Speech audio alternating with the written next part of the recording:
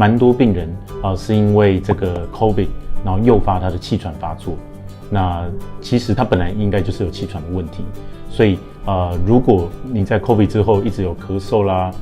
有不停的一些呼吸道症状，也许还是要回来胸腔内科做一个诊断。其实你是有气喘的倾向，像这样子严重型气喘的病人，我们就可以考虑再加上包括新型的生物制剂，像这样的针剂来减缓他气喘的发作。本来就有气喘的病人，要好的使用他的控制型药物，那避免得了 COVID 以后让这个